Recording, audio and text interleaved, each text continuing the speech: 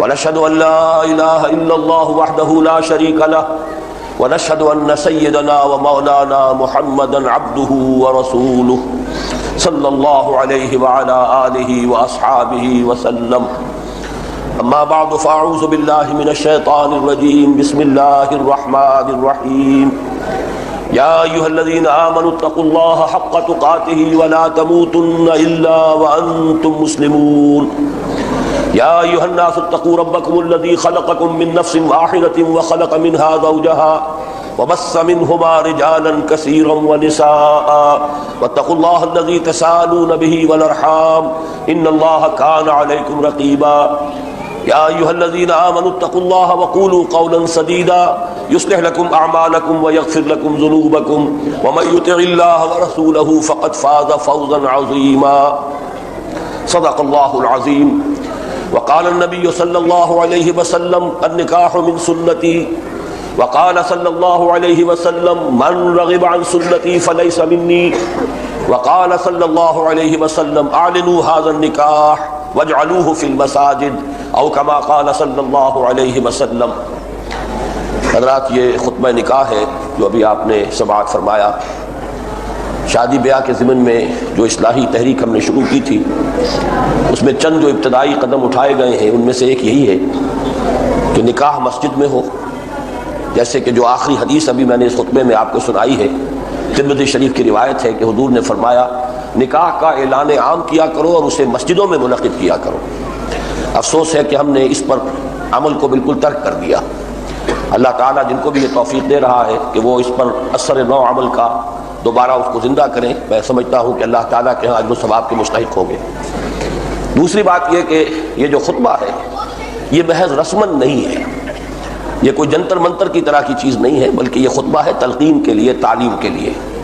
حضور کا یہ فطری طریقہ تعلیم تھا کہ جہاں بھی لوگ جمع ہو، عام طور پر جمع ہونا معاملہ ہوتا ہے یا کوئی تقریب خوشی کی ہے یا تقریب کوئی غمی کی ہے، تو اس میں لوگ خود بخود جمع ہوتے ہیں. تو اس موقع سے فائدہ اٹھا کر وعظ اور نصیحت اور تلقین اور تعلیم یہ گویا کہ آپ کا بہت ہی فطری طریقہ تھا. تو نکاح کے موقع پر جو خطبہ آپ ارشاد فرماتے تھے اس میں 4 آیات ہوتی تھی. شروع میں تو جو بھی ہر خطبے کے شروع میں ہوتا ہے اللہ کی حمد و ثنا، حضور صلی اللہ علیہ وسلم پر درود و سلام، اور پھر یہ کہ خاص طور پر کلمہ شہادت، تشہد جو ہمارے دین کی جڑ بنیاد ہے. تو ہم نے ابھی اس محفل میں بھی جب وہ خطبہ، اس خطبے میں یہ کلمہ شہادت ادا کیا ہے تو گویا کہ ہم سب نے اپنے ایمان کی تجدید کی ہے، تازہ کیا ہے اسے، کہ نشہد ان لا الہ الا اللہ وحدہ لا شریک لہ ونشہد ان سیدنا ومولانا محمدا عبدہ ورسولہ صلی اللہ علیہ وسلم. پھر خطبہ جو حضور کا تھا وہ صرف 4 آیات پر مشتمل. یہ بھی بہت اہم نکتہ ہے کہ حضور کی تعلیم، تلقین، تبلیغ یہ سب کے سب در حقیقت قرآن مجید پر مبنی ہے. قرآن مجید ہی کے مرکز و محور کے گرد گھومتی تھی. تو خطبہ نکاح میں بھی 4 آیات، اور یہاں جو 4 آیات ہیں اس میں جو مرکزی نکتہ ہے وہ تقویٰ کی تاکید ہے. اللہ کا خوف، اللہ کے باز پرس کا احساس، مرنے کے بعد جی اٹھنے کا یقین، حساب کتاب کا یقین، اور پھر اس کی وجہ سے انسان زندگی گزارے ہوشیار ہو کر، چوکس ہو کر، کہ کہیں کوئی غلط قدم نہ اٹھا بیٹھوں، کہیں کوئی ایسی بات نہ ہو جائے مجھ سے سرزد کہ جس سے اللہ کا حکم کوئی ٹوٹ جائے، اللہ ناراض ہو جائے. یہ روش ہے جس کا نام تقویٰ ہے. تو اسلامی معاشرے کی اصل روح جو ہے وہ یہی تقویٰ کی روح ہے.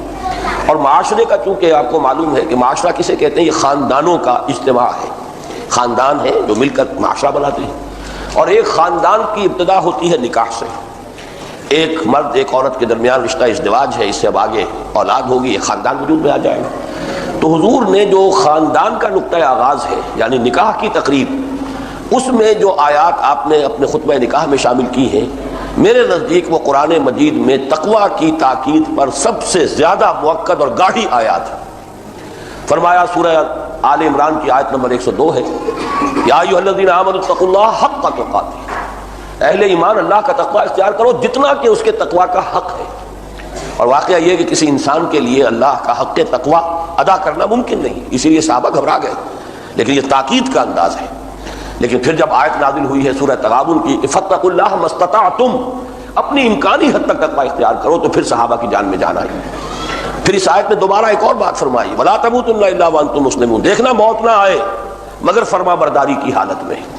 کیا معنی ہے؟ کوئی لمحہ تمہارا نافرمانی میں بسر نہ ہو، کیا پتہ اسی لمحے موت آ جائے. تو پھر وہ فرما برداری کی حالت کی موت تو نہ ہوگی، وہ تو نافرمانی کی حالت کی موت ہو جائے گی۔ تو انسان اپنی زندگی کے ہر لمحے کا پہرا دے کہ اس میں کہیں کوئی معصیت سرزد نہ ہو جائے، مبادا موت اسی لمحے میں آ کر مجھے دبوچ لے۔ اب اس سے زیادہ تاکیدی انداز میرے نزدیک ممکن ہی نہیں، یہ تو اللہ کا کلام ہے معجز نما۔ اس کے بعد دوسری آیت میں 2 مرتبہ تقویٰ کا لفظ آئے، یا ایھا الناس، اے لوگو، اتقوا ربکم، اپنے رب کا تقویٰ اختیار کرو، الذی خلقکم من نفس واحدۃ وخلق منھا زوجھا، جس نے تمہیں ایک جان سے بنایا، اسی سے اس کا جوڑا بنایا، وبث منہما رجالا کثیرا ونساء، ان دونوں سے پھر کثیر تعداد میں مردوں اور عورتوں کو پھیلا دیا، واتقوا اللہ الذی تساءلون بہ، پھر اسی ایک آیت میں دوبارہ، اور اللہ کا تقویٰ اختیار کرو جس کا ایک دوسرے کو واسطہ دیتے ہو۔ کوئی فقیر بھی مانگتا ہے تو اللہ کے واسطے مانگتا ہے، اللہ کے نام پر مانگتا ہے۔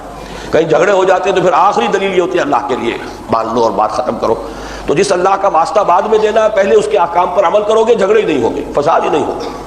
اس نے تو ہر ایک کے حقوق معین کر دیے، ہر ایک کے فرائض معین کر دیے۔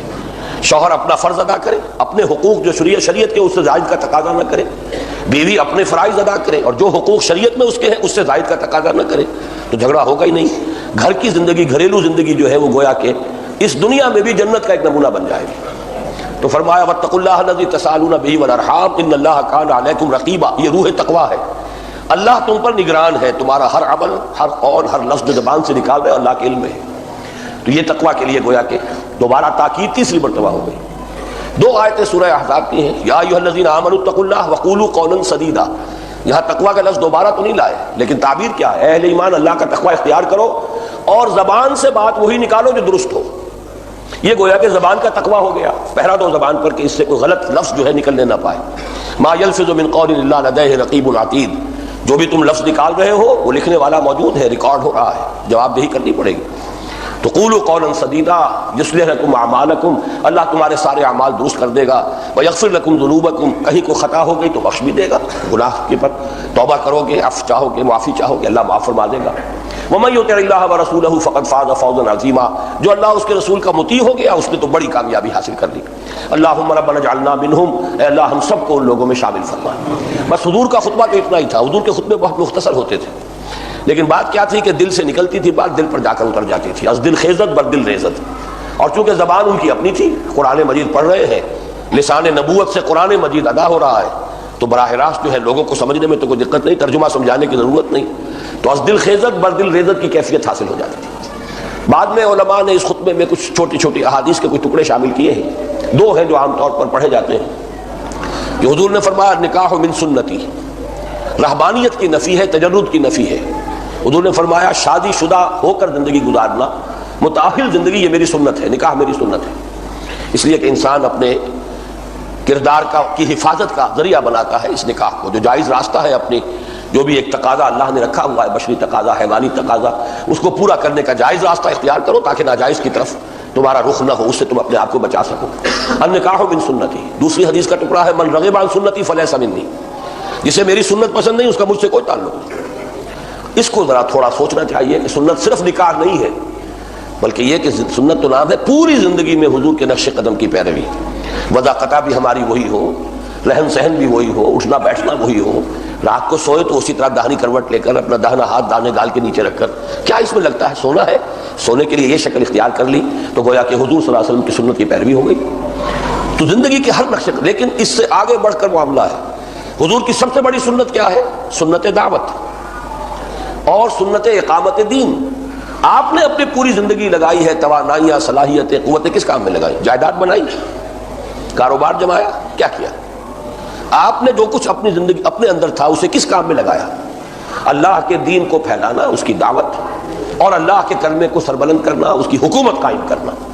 اگر یہ ہم کرتے ہیں تب تو سنت رسول پر عمل پیرا ہے، اور یہ نہیں کرتے تو پھر باقی چھوٹی چھوٹی سنتیں جو ہیں وہ تو پھر دل کا بہلاوا ہے، وہ اپنے آپ کو دھوکہ دینے کی بات ہے کہ ہم بڑے سنت پر عمل کر رہے ہیں۔ سنت سب سے بڑی سنت وہ تو یہ ہے، کوئی لمحہ جس سے خالی تھا ہی نہیں، وہ ہے دعوت، تبلیغ اور اللہ کے دین کو قائم کرنے کے لیے جہاد ہے، قتال ہے۔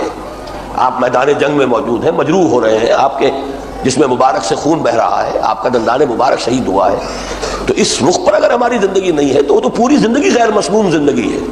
جو پورا رخ ہی غیر مسنون ہے، اس میں آپ نے کچھ سنتوں کے خانے اور کچھ خاکے بھر لیے، رنگ جو بھر دیا، تو وہ اصل سنت نہیں ہے۔ ہاں اگر رخ وہ ہے تو پھر چھوٹی سی سنت بھی بڑی قیمتی ہے. پھر یہ کہ ظاہر بات ہے کہ عمارت مضبوط ہے تو آرکیٹیکچرل اس کا آپ بیوٹی کا انتظام کیجئے، خوبصورت بنائیے. تو عمارت ہی بودی ہے تو کیا اس کے اوپر آپ نے اوپر جو نقش و نگار بنایا اس کا حاصل کیا ہے؟ تو اصل سنت ہے سنت دعوت اور سنت اقامت دین، جہاد، اللہ کی راہ میں تن من دن لگا دینا. اللہ تعالی ہم سب کو اس کی توفیق عطا فرمائے. اس سے آگے بڑھ کر یہ کہ نکاح کے موقع پر لڑکی والوں کے ہاں کوئی کھانا نہیں ہونا چاہیے. دعوت ایک ہی ہے اور وہ ولیمے کی ہے. بدقسمتی سے ہم دو ہی طرف سے غلط راستے پر چل رہے ہیں. جو اصل ہے تاکید ہے جس کی ولیمے کی، اس کا اہتمام نہیں ہوتا، اور یہ جو ہے نکاح کے موقع پر دعوتیں ہوتی ہیں. سنت یہ ہے کہ دعوت ایک ہے، لڑکے والے کے ذمے ہے، اس کا گھر آباد ہوا ہے، وہ اپنے اعزاء کو، رشتہ داروں کو، دوستوں کو شریک کرے اپنی خوشی میں. اس کی تاکید اتنی ہے کہ اگر جس نے اپنا گھر آباد کیا اس کے پاس کچھ نہیں ہے تو اپنے گھروں سے کھانا لے جاؤ، اس کے گھر میں جا کر بیٹھ کر کھا لو، سیلیبریٹ کرو، اس کی خوشی میں شریک ہو جاؤ. اس لیے تاکید. لیکن یہ کہ باقی اور کسی کا کوئی ثبوت ہی نہیں جو ہم نے اور کیا، وہ چونکہ حرام کی دولت بے تحاشا لوگوں کے پاس جمع ہے، مال حرام بود بجائے حرام رفت، وہ حرام کاموں میں جائے گی. تبذیر، اسراف، دکھاوا، ایک ہی نہیں 10 دعوتیں ہو رہی ہیں. اب یہ فلاں کی دعوت ہے، اب یہ فلاں کی دعوت ہے، اب یہ مہندی ہو رہی ہے، اور نہ معلوم کیا کیا وسمہ ہو رہا ہے، کیا ہو رہا ہے مجھے معلوم نہیں. اللہ تعالیٰ نے ان لعنتوں سے مجھے بچا رکھا ہے. بہرحال یہ ہے اصل میں کہ ایک اصول ہے، سنت سے آپ ہٹیں گے تو لازماً بدعات میں مبتلا ہو جائیں گے. تو یہ ساری بدعات ہے کہ جو ہمارے ہاں جاری ہے. اور چوتھی چیز جو ذرا بھاری پتھر ہے وہ یہ ہے کہ جہیز کا کوئی تصور اسلام میں نہیں. لڑکی کا بھی وراثت میں حصہ ہے، وراثت میں اس کا حصہ، اور اس میں قرآن میں آیا مما قل منہ او کثر، زیادہ ہو یا تھوڑا ہو وراثت میں حصہ لڑکے کا بھی لڑکی کا بھی. بہرحال چونکہ ہندوانہ پس منظر ہے ہمارا، ہندوؤں میں چونکہ لڑکی کا حصہ نہیں ہوتا تھا، نہیں ہوتا، اب بھی نہیں ہے، لہذا وہ جب گھر سے رخصت کرتے ہیں تو وہ دے دلا کے رخصت کرتے ہیں. یہ وہ دان دہیج ہے ان کا. اسلام میں چونکہ جہیز کا کوئی تصور نہیں، وراثت میں حصہ ہے. ویسے یہ کہ کوئی لڑکی کو کوئی شخص دینا چاہتا ہے کچھ، آگے پیچھے کو دے دے، آخر پوری زندگی پڑی ہوئی ہے. لیکن یہ کہ اس وقت دینا، اس کا دکھاوا کرنا، یہ گویا کہ گندگی پر گندگی جو ہے اس میں اضافہ ہوتا چلا جاتا ہے.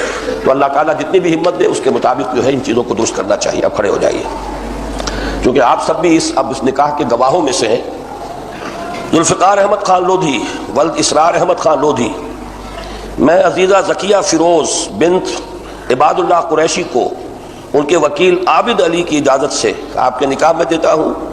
مبلغ 2000 روپیہ مہر معین ہوا ہے. یہ معجل ہے یا معجل فوری طور پر ہے یا جی جو ابھی ادا ہو جائے گا؟ آپ کو قبول ہے؟ دوبارہ سن لیجئے.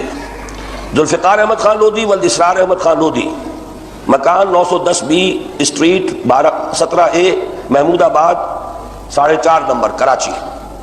میں نے عزیزہ ذکیہ فیروز بنت عباد اللہ قریشی مرحوم کو E83 منظور کالونی کراچی کی رہنے والی، ان کو ان کے وکیل عابد علی صاحب کی اجازت سے آپ کے نکاح میں دیا.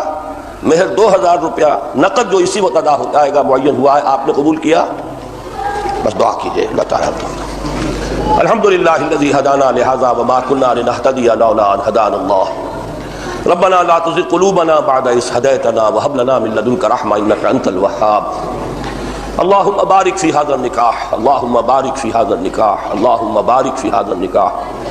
اللہم الف بین قلوبہما، اللہم الف بین قلوبہما، اللہم حبب بینہما، اللہم وافق بینہما، اللہم اجعلہما مسلمین لک ومن ذریتہما امۃ مسلمۃ لک. ربنا تقبل منا انک انت السمیع العلیم وتب علینا انک انت التواب الرحیم.